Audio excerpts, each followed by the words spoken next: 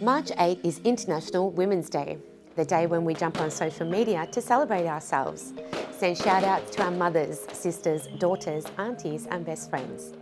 International Women's Day is a day when social, economic, cultural and political achievements of women all over the world are celebrated. But how much do we really know about this special day?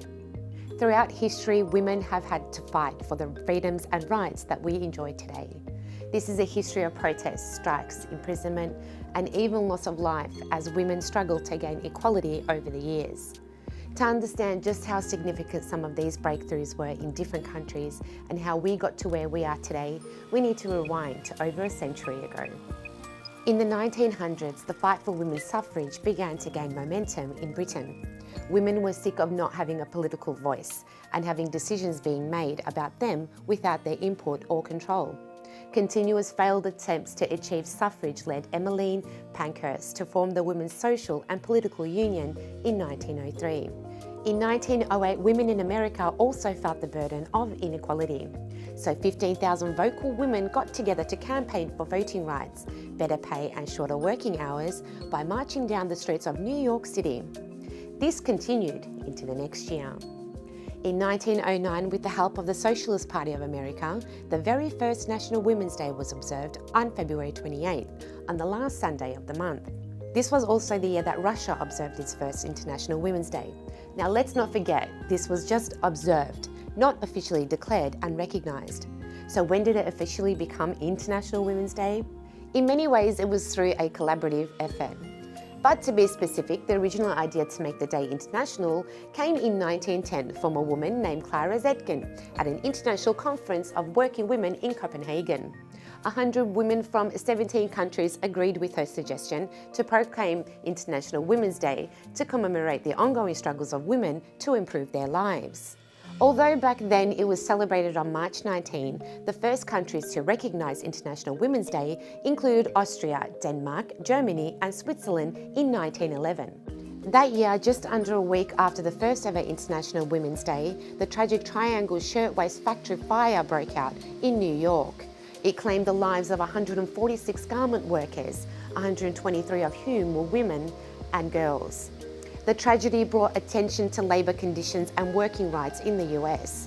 This led to many changes in working conditions, and the memory of the women that died in the incident became hugely significant into the history of International Women's Day. Fast forward now to World War I, where some substantial changes took place. In 1914, the start of the war led to the recruitment of many women into jobs at munition factories as railway guards, ticket collectors, tram conductors, police officers and firefighters. Why the sudden change in all these fields? With so many men being away at war, the need for women workers became urgent. In fact, munition factories became the largest single employer of women in 1918. It was during this time that attitudes towards women in the workforce began to actually change. In the same year in Britain, some privileged women were allowed to start voting, and by 1928, all women above 21 were entitled to vote. Milestones like this snowballed into more changes. Women soon became part of Parliament, were able to join sports and win gold, and earn fairer pay and working rights. In 1973, Billie Jean King defeated Bobby Rigg in the Battle of the Sexes, ending the exclusive media attention on male tennis players and the most obvious gender gap. In 1974, Isabel Martínez de Perón became the first female president in the world. She served as the president of Argentina from 1974 to 1976. In 1975, the United Nations recognised and celebrated International Women's Day, and in 1979, Britain had its first female Prime Minister.